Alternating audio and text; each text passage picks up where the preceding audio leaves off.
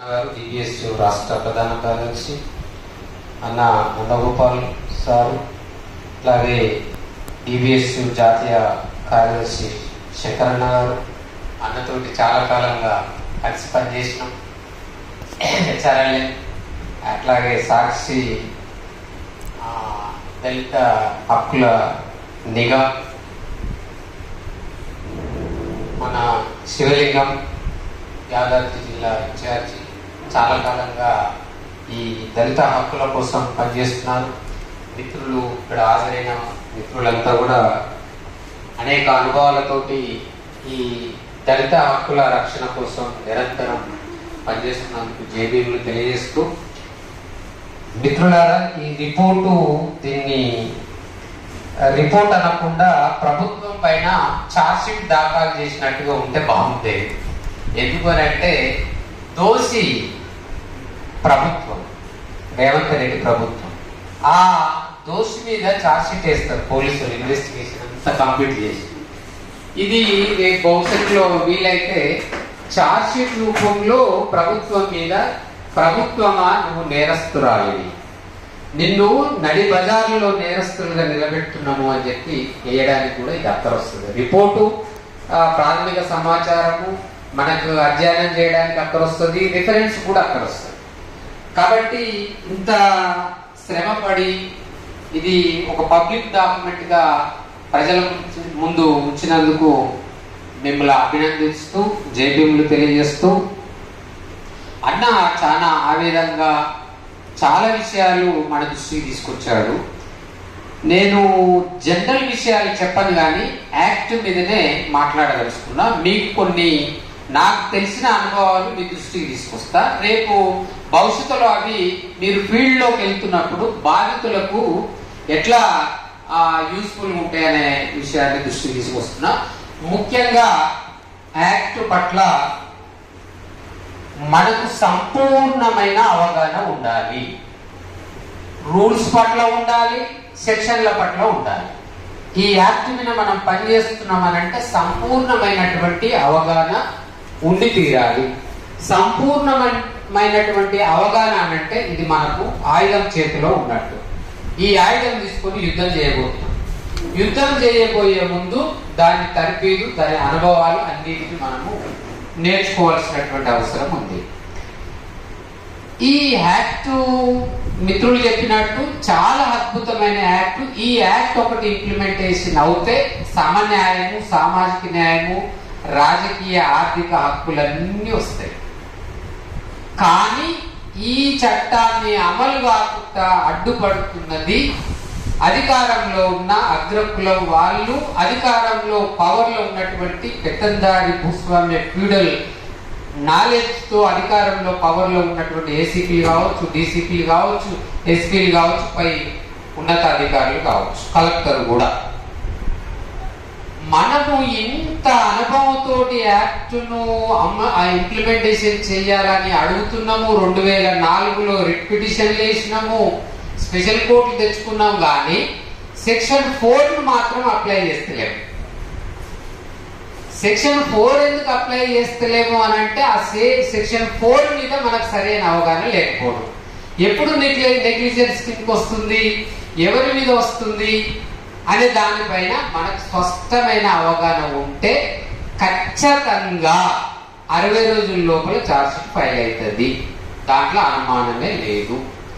FIR అయిన నాటి నుంచే మనం ఫాలో చేస్తే గనక ఆన్ బిహాఫ్ ఆఫ్ విక్టిమ్ తరఫున సెక్షన్ 15 ప్రకారం, అమెండ్మెంట్ 2015 ప్రకారము ఆన్ బిహాఫ్ ఆఫ్ విక్టిమ్ వైపు నుంచి, యాక్టివిస్టుల నుంచి మొదలుకొని అడ్వకేట్ కూడా ఆన్ బిహాఫ్ ఆఫ్ విక్టిమ్ తరఫున రిప్రజెంటేషన్స్ మనం ఇవ్వచ్చు. అంటే లీగల్ నోటీస్ కూడా ఏసీపీకి ఇవ్వచ్చు. FIR why you are not supplied to the victim immediately after the register of the case. అక్కడి నుంచి మొదలుకొని entire documents of the case related must be supplied to the victim. Malleswari ఆత్మహత్య కేసు నెడమడూరు మండలంలో పోయినప్పుడు అక్కడ నిజంగా కుటుంబ పరిస్థితి చాలా ఘోరంగా ఉంది. నాకు తెలవగానే వెంటనే మా టీం అంతా, లీగల్ టీం అంతా వెళ్ళింది. నేను ఫీల్డ్ లోనే ఏసీపీ తోటి మాట్లాడి నెంబర్ తీసుకొని అప్పటికి 2 రోజులు అయింది. ఏసీపీ గారు కేసు పరిస్థితి ఏంది, బాధితులు దగ్గరికి మీరు రాలేదు, మీరు అడిగి రాసుకోలేదు అంటే ఏం సంగతి అంటే ఆయన ఏమన్నాడంటే నేను పోస్ట్ మార్టం అప్పుడే రాసుకున్నా సార్ అంతా అని అన్నాడు. అది కాదు కదా ఏసీపీ గారు, విక్టిమ్ నువ్వు విజిట్ చేయాలిగా, కుటుంబాన్ని విజిట్ చేయాలి, ఏం జరిగిందో సాక్షులను గ్యాదర్ చేయాలి కదా, మీరు అట్లెట్లా చేస్తారు అని అన్నా. నేను రూల్ ప్రకారమే చేస్తున్నా అని అన్నా. రూల్ వైలేట్ చేస్తున్నారు అన్నా. ఏం చేస్తలేము, యాక్ట్ ప్రకారమే చేస్తున్నాము అని అన్నాడు.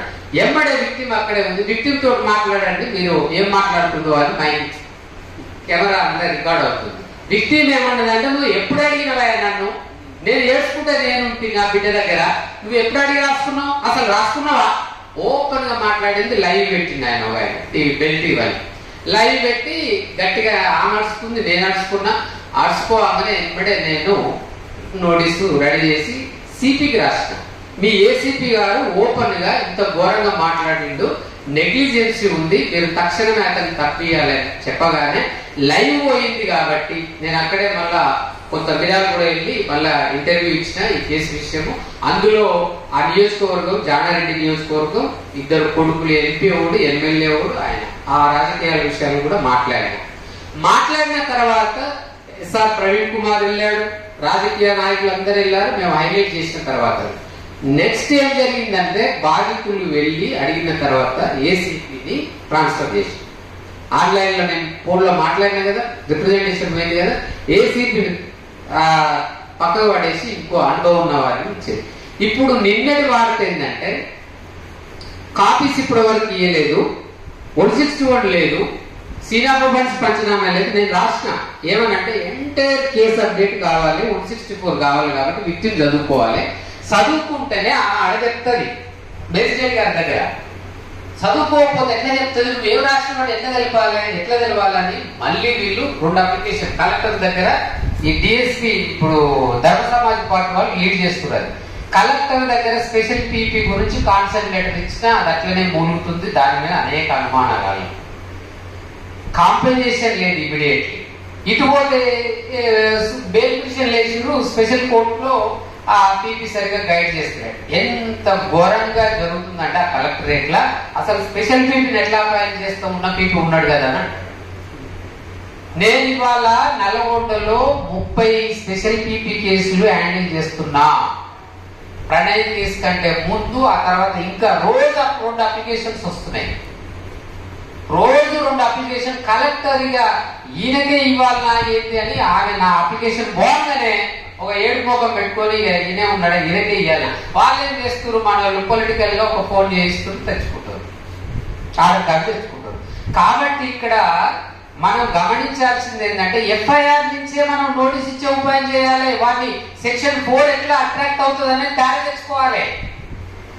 సెక్షన్ 4 అప్లై చేస్తే 60 రోజుల లోపల చార్జ్ షీట్ ఖచ్చితంగా పడి తీరుతుంది. లేదంటే 2 ఏళ్ల నుంచి 6 నెలల నుంచి 2 ఏళ్ళ జైలు శిక్ష ఉంటుంది.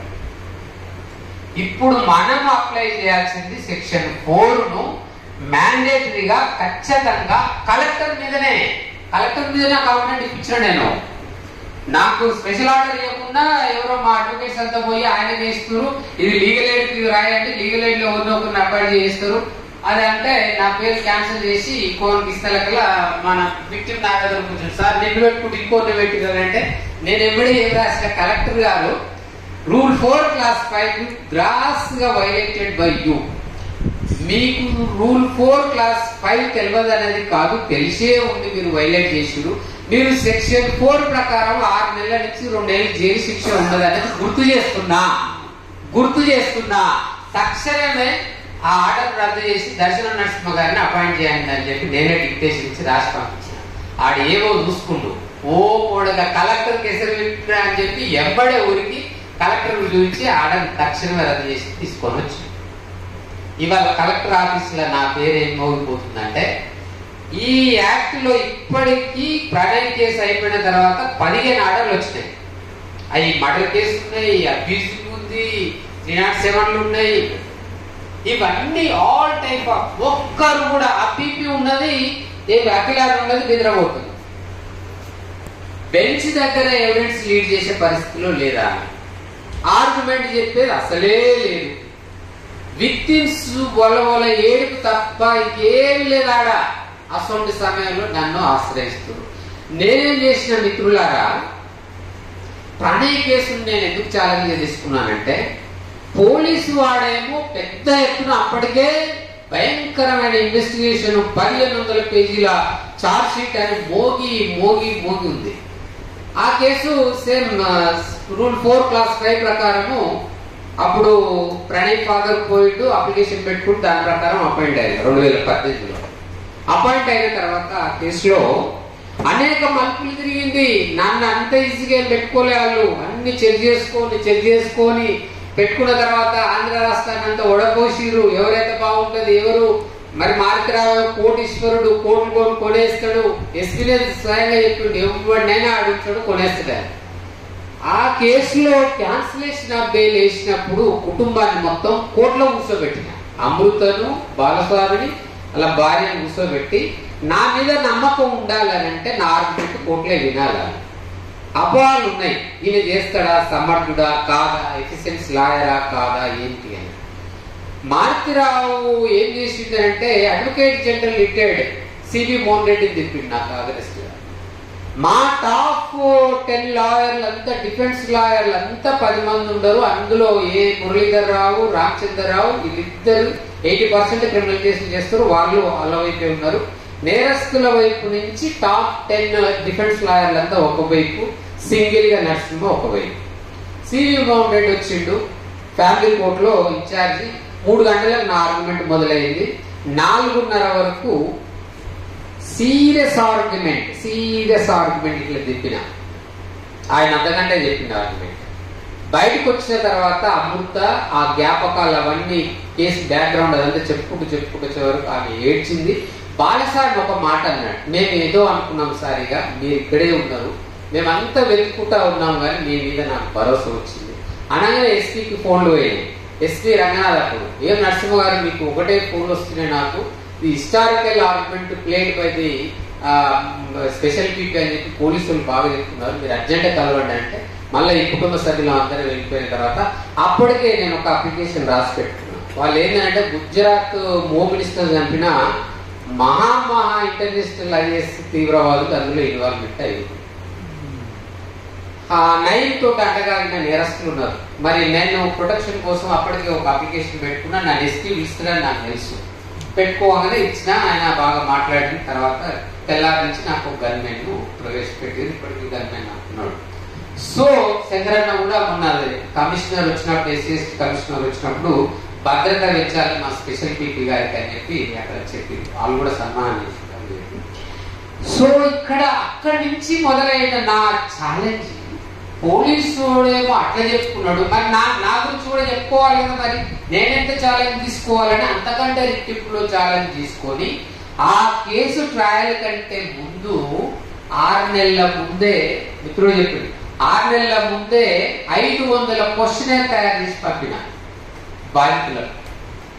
ప్రశ్న ఏమొస్తుంది, జవాబు ఎట్లా వస్తుంది, ఎట్లా రావాలి, ఎన్ని ప్రశ్నలు వస్తాయి, 161 స్టేట్మెంట్ ఎఫ్ఐఆర్ అంతా చదివి 6 నెలల ముందే మా జూనియర్ వెంకటేశ్వర్లు, నగేష్ వీళ్ళంతా గ్రౌండ్ వర్క్ చేసి క్వశ్చనర్ రెడీ చేసి వాళ్ళకి పంపించినాము. ప్రతిరోజు ఒకసారి చదువుకోవడం వాళ్ళకి. మేము ప్లే చేసింది ఏంటంటే, శిక్షణ ఎట్లా ఇచ్చానంటే బోర్డు మీద రాసి టీచర్ పాత్ర పోషించినామండి. నేను అప్పటికే నక్సలైట్ కేసులు చేసిన డిఫెన్స్ లాయర్ ఎక్స్పీరియన్స్ ఉంది కాబట్టి, డిఫెన్స్ లాయర్ ఏ ప్రశ్న వేస్తాడనేది నేను ముందే ఒక కంక్లూజన్కి వచ్చి, ప్రాసిక్యూషన్ పాత్ర పోషించినాక 1-2 గంటలు రెస్ట్ ఇచ్చి వాళ్లకు నేను మళ్ళీ డిఫెన్స్ లాయర్ గా మారిపోయేది. డిఫెన్స్ గా వాళ్ళని క్రాస్ ఎగ్జామినేషన్ చేస్తూ ఏవైతే ప్రశ్నలు వేయాలో ఆ ప్రశ్నలకి ఒక్కొక్కరికి 6 నెలల ముందే క్వశ్చన్ తయారు చేసి ఒక్కొక్కరికి 2 వారాల శిక్షణ ఇచ్చిన నా ఛాంబర్ లో, నా ఆఫీస్ లో. వాళ్ళు ఏమనుకున్నారు, దర్శన నరసింహ కొంత డిఫెన్స్ గా ఉన్నాడు కానీ ప్రాసిక్యూషన్ కి ఎక్స్పీరియన్స్ లేదుగా, కాబట్టి ఆడుకోవచ్చు, విక్టిమ్స్ తోటి ఆడుకోవచ్చు అని కాసుకొని వస్తున్నారు మొత్తం. ఇదే భవానీ మేడం ఇప్పుడు SC ST court special court Rangareddy Bhavani madam అప్పుడు స్పెషల్ కోర్టుకు వచ్చింది. అంతకంటే ముందు 3 జడ్జీలు మారింది. ఈ ఫైల్ చూడగానే భయపడుతురాలి, ఎందుకంటే పెద్ద టైం పెట్టాలి, మాకు వేరే జడ్జిమెంట్స్ కుదరదు అని చెప్పి. భవానీ మేడం దగ్గరికి ఎస్పీ గారు నేను వెళ్ళి, మీరు నిజాయితీ కలిగిన జడ్జి అని తెలుస్తుంది మేడం, మేమంతా ట్రాన్స్ఫర్లోకి వెళ్ళిపోతున్నాం, మీరు ఇనిషియేట్ చేయండి అని రిక్వెస్ట్ చేస్తున్నాను. అప్పుడు ఆమె జనవరి 3 తారీఖు నుంచి షెడ్యూల్ ఇచ్చింది.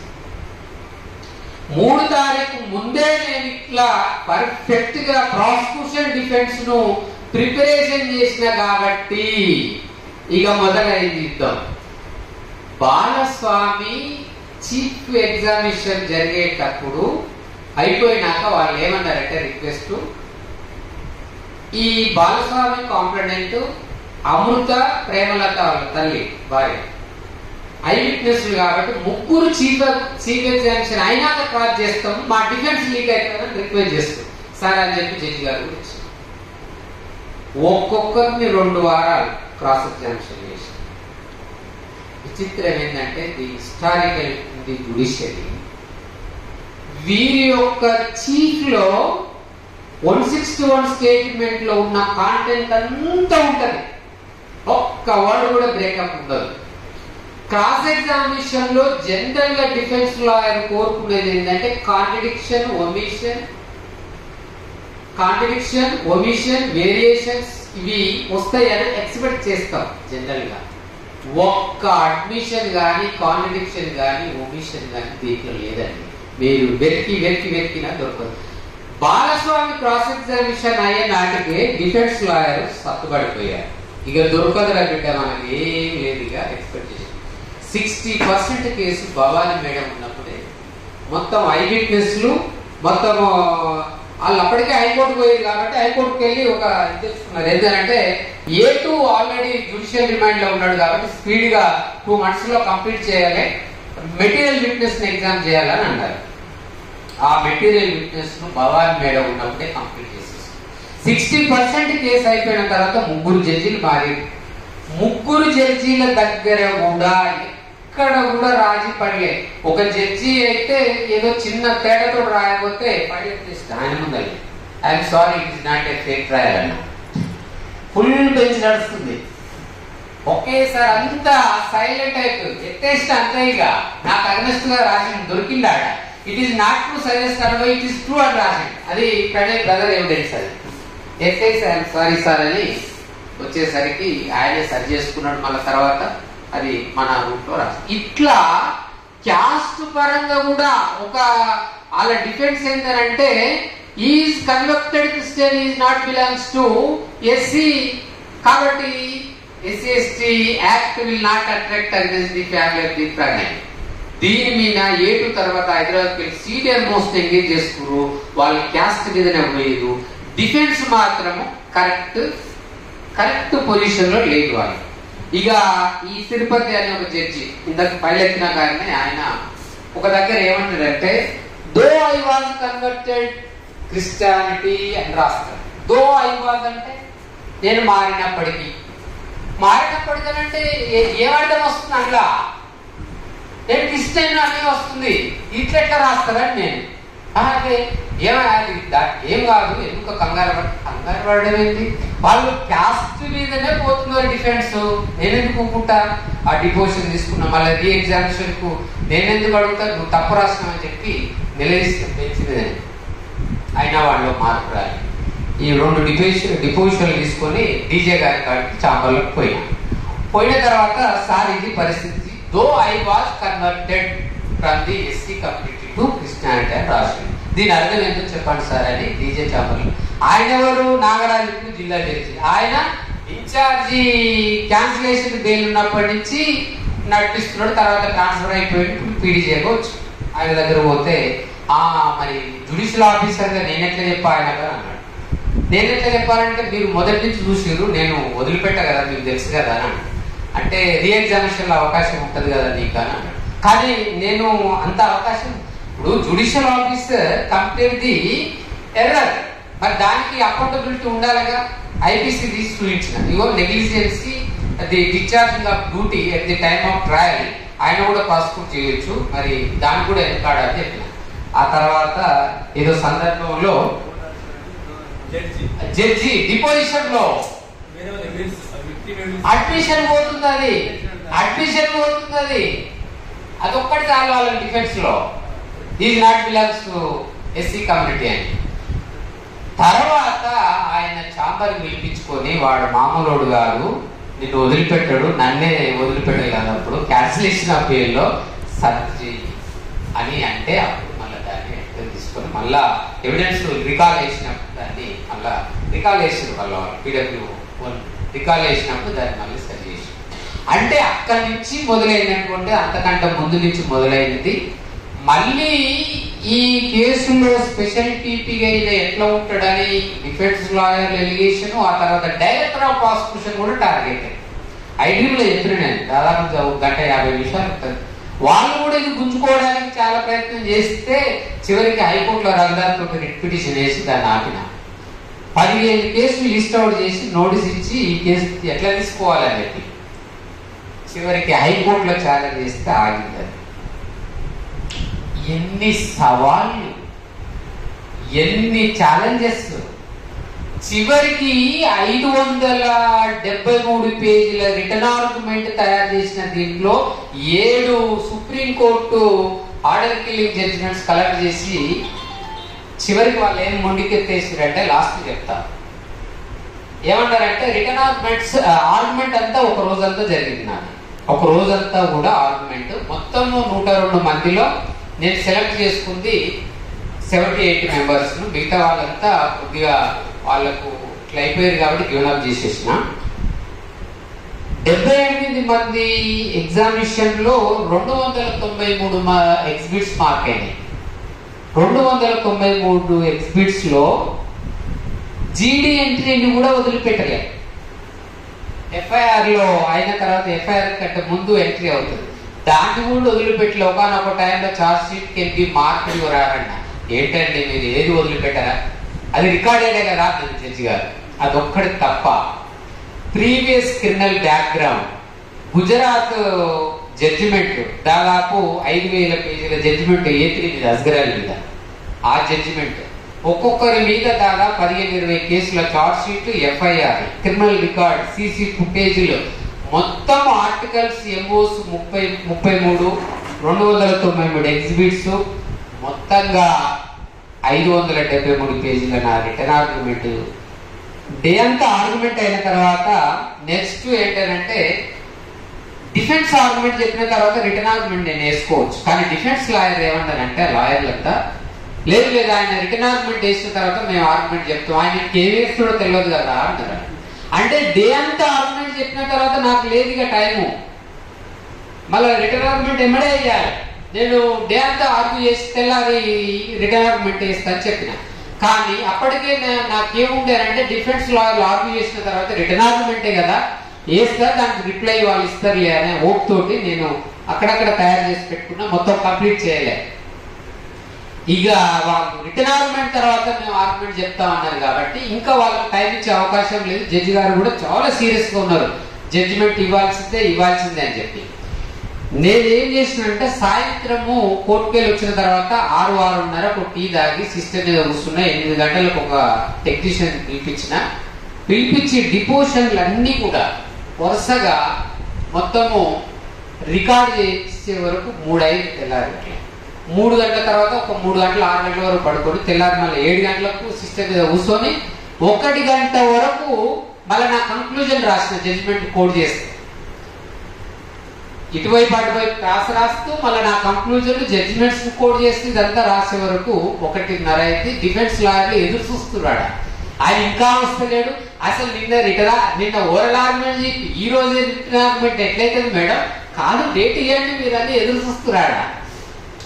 నేను మా జూనియర్లకు అప్పచెప్పి పెన్ డ్రైవ్ లో పెట్టిన 573 పేజీల రిటర్న్ ఆర్గ్యుమెంట్స్ వాళ్ళు 2 పెద్ద మిషన్లకు అప్పచెప్పి కొట్టుకొని వచ్చారు.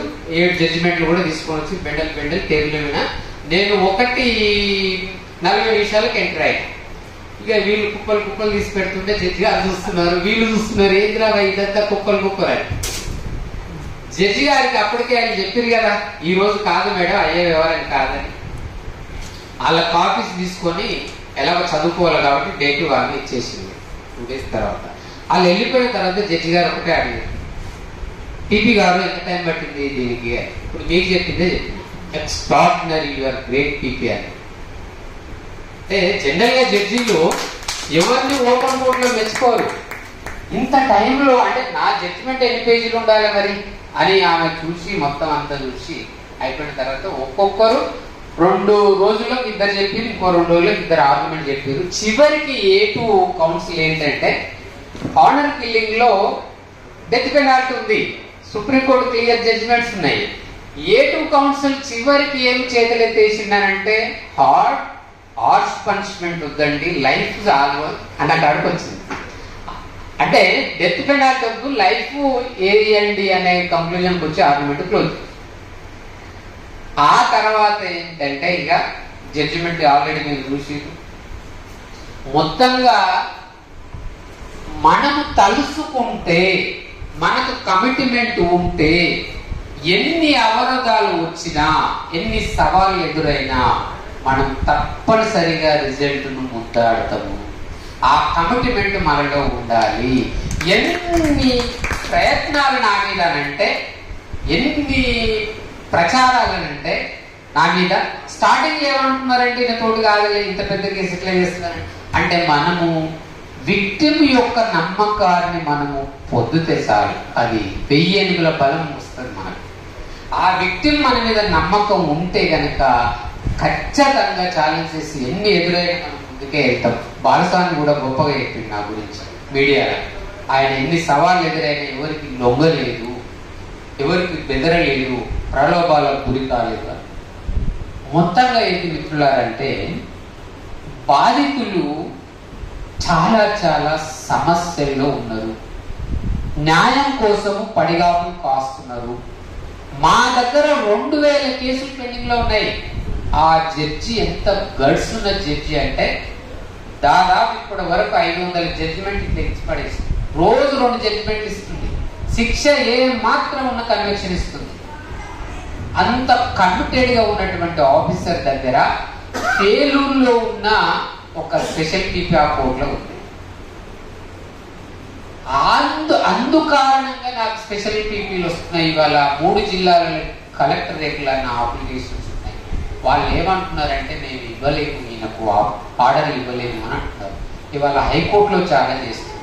కాబట్టి నేను ఒక ప్రొఫార్మా పంపిస్తా, అన్ని జిల్లాలలో అప్లై చేయాలి. స్పెషల్ పీపీ ప్రొవిజన్ చాలా క్లియర్ గా ఉంది రూల్ 4 క్లాస్ 5లో.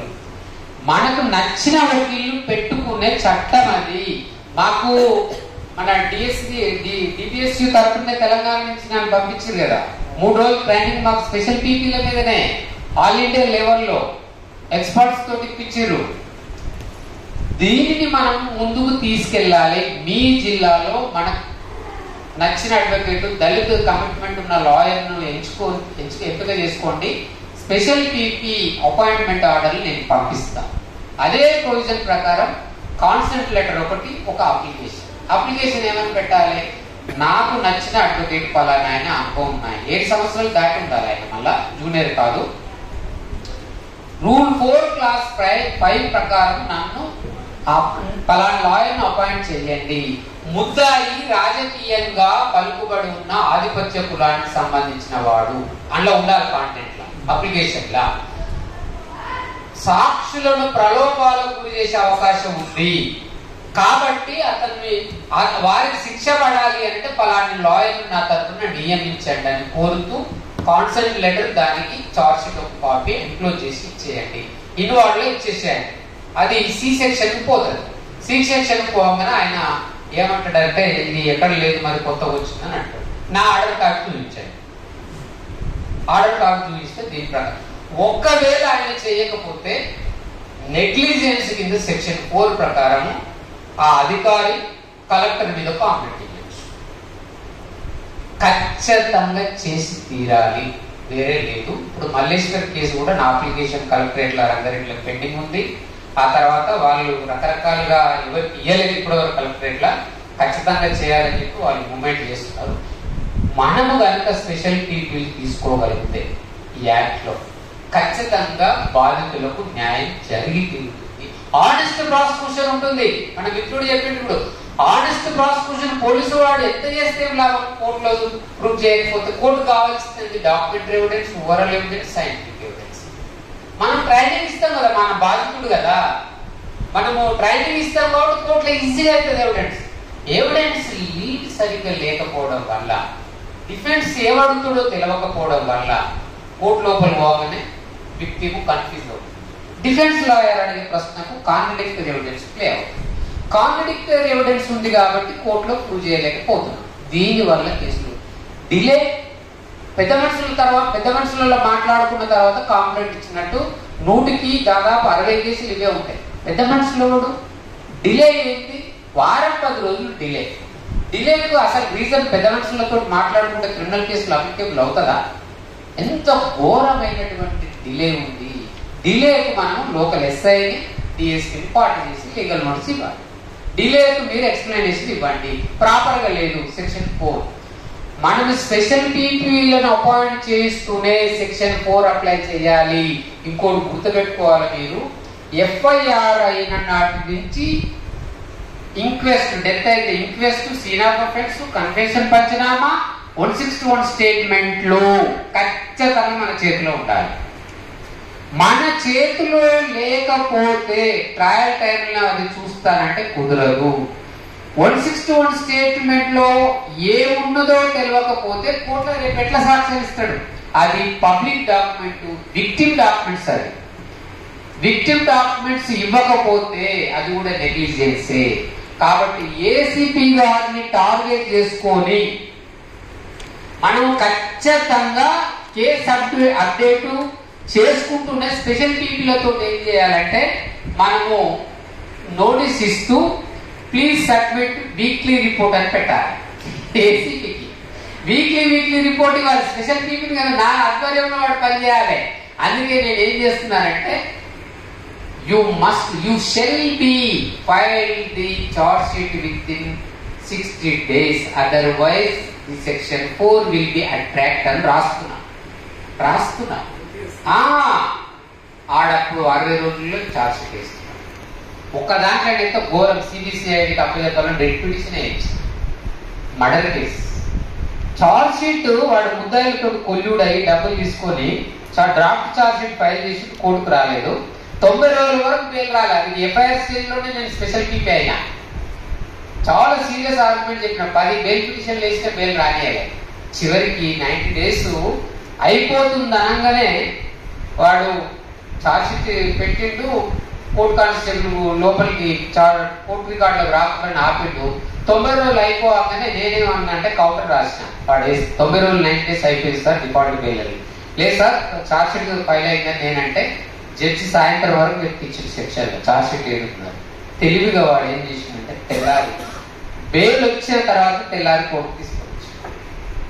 అంటే ఎంత టాక్టిక్స్ ఏం జరుగుతుంది. కాబట్టి మిత్రులారా, మనము వీలైతే మీరు ఇప్పుడు నేను అదే ఒక ఆబ్జెక్టివ్ వైపు అంటే లీగల్ ఇంటర్వెన్షన్ లేకపోతే ప్రసాద్ సార్ మనకు అప్పుడు డిబిఎస్యు నుంచి విక్టిమ్ లింక్ లో అడ్వకేట్ లింక్ చేశారు. మాకు అప్పుడు విక్టిమ్ నేమో గ్రాస్ రూట్ లెవెల్లో డిబిఎస్యు లింక్ లో ఉండాలి. ఎక్కడైనా అఫెన్స్ జరిగితే లీగల్ అడ్వకేట్ మాకు ఇన్ఫార్మ్ ఇస్తారు. మేము how to prepare, how to right the complaint అని మేము రాయించింది. కాంప్లైంట్ సరిగ్గా లేకపోవడం వల్ల 90% కేసులు అప్లై అయ్యాయి. మేము అధ్యయనం చేసిన దాని ప్రకారం ఏంటంటే SC/ST యాక్ట్ ఒక్కటి కూడా అప్లికేబుల్ కాలే సెక్షన్ ఐపీసీ కింద శిక్ష పడి ఉన్నాయి. అది 2%. ఇప్పుడు మనం ఏం చేయాలంటే ఖచ్చితంగా యాక్టివిస్టులను మనము మండలాల వైజ్గా సార్ చెప్పినట్టు ఐడెంటిఫై చేసి లీగల్ ఇంటర్వెన్షన్ ఉండాలి మనది. అందుకే ప్రతి జిల్లాలో ఒక 4-5 అడ్వకేట్స్ నేను ఒక లీగల్ ఇంటర్వెన్షన్, లీగల్ అడ్వకేసీ అనేది ఒక నెట్వర్క్ ద్వారా చేయాలనేది ఒక నిర్ణయానికి వచ్చినాం. కాబట్టి ఖచ్చితంగా మనం భవిష్యత్తులో మనము ఏ స్కూళ్ళలో ఏ హాస్టల్లో చదువుకున్నాము, ఏ కుటుంబాల నుంచి వచ్చినామో, మనం ఏ విద్యను అభ్యసించి ఏ జ్ఞానాన్ని అయితే పొందినాము, అంబేద్కర్ గారి రిజర్వేషన్ కారణంగా ఆయన చూసిన బాటలు.